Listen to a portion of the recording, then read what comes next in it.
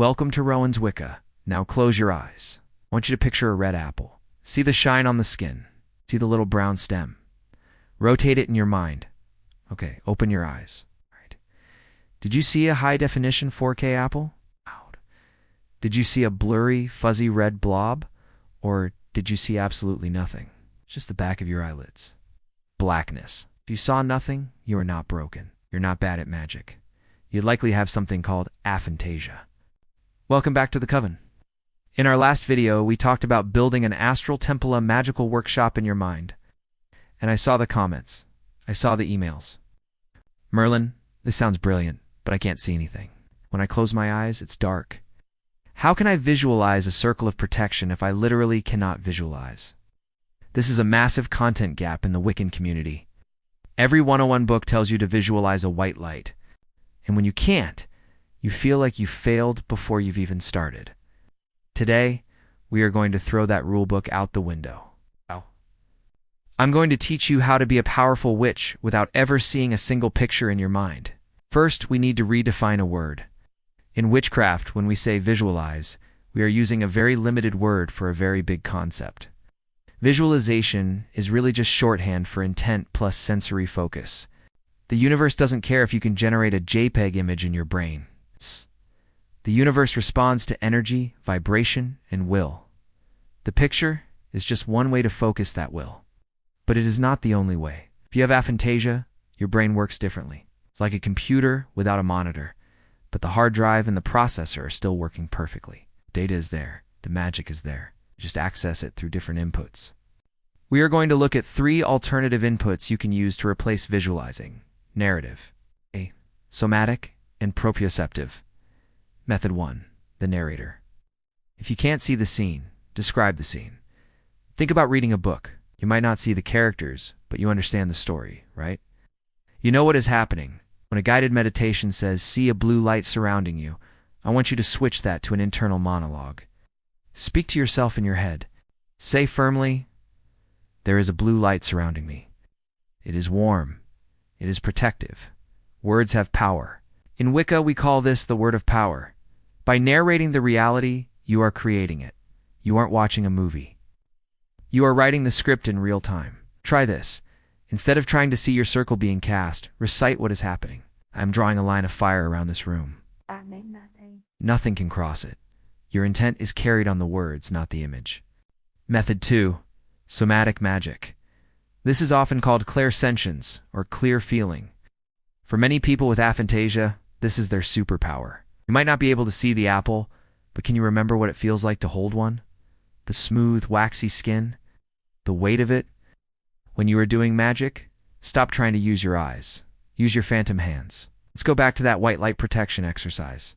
Don't try to see the light. Instead, try to feel the temperature. Imagine the air around you suddenly getting warmer, like standing in front of a bonfire. Or perhaps it feels static and tingly, like when you rub a balloon on your jumper. Focus entirely on that physical sensation on your skin. That feeling is your visualization. Let's apply this to a candle spell. Standard book might say, visualize your goal entering the candle. If you can't see that, I want you to hold the candle. Close your eyes. Feel the wax. Is it cold? Is it smooth? And now, squeeze it gently. Imagine your energy flowing out of your hands like water, soaking into the wax. Feel the candle getting heavier or denser with your intention. You aren't seeing the magic. You are physically implanting it. This is actually a very old traditional way of doing magic. It's much more grounded than just looking at pictures in your head. Method 3, Proprioception or spatial awareness. Proprioception is your body's ability to know where it is in space. Even with your eyes closed, you know where your hands are, right? You know where the wall is behind you. You can use this spatial sense to build your astral temple or cast a circle. You don't need to see the walls of your temple. You just need to know where they are. It's like walking through your own bedroom in the dark. You don't see the bed, but you know exactly where it is so you don't stub your toe. When you cast a circle, extend your awareness. Feel the boundary of the room. Just push your energy out until it hits the walls. You are mapping the space with your energy, like a bat using echolocation. This is a valid, powerful form of casting. Now, let's do a practical exercise together. We are going to raise energy without a single visual image. This is the invisible ball technique. I want you to hold your hands out in front of you, palms facing each other, about 6 inches apart. Close your eyes. Don't try to see energy. I want you to focus on the space between your palms. Slowly move your hands apart, then push them back together. Apart and together, just like you are playing an accordion. Focus on the sensation in the center of your palms. After a few moments, you might feel a tingling, or heat, or a magnetic resistance, like 2 magnets pushing against each other. That resistance, that is the energy. You are feeling it directly. You don't need to imagine a glowing ball of light to know it's there. You can feel the pressure.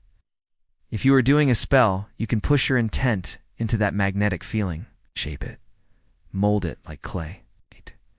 And then, when you are ready, push that energy into your candle, your jar, or out into the universe.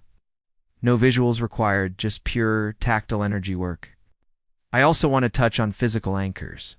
If you struggle to keep your mind focused without images, use physical props to do the heavy lifting for you. If you can't visualize a circle, physically lay out a cord or stones on the floor. If you can't visualize the element of air, turn on a fan so you can feel the breeze on your skin.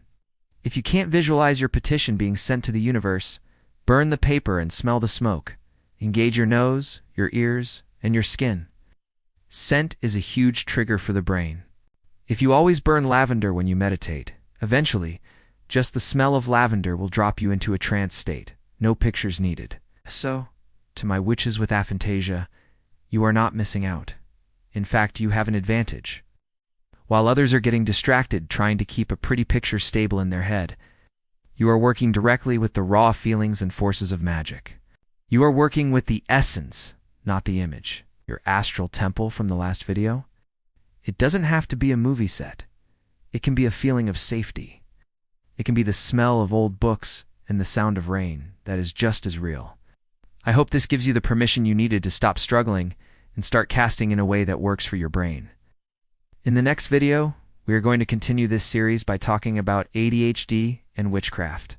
If you struggle with focus, object permanence, or the dreaded doom piles on your altar, you won't want to miss that one.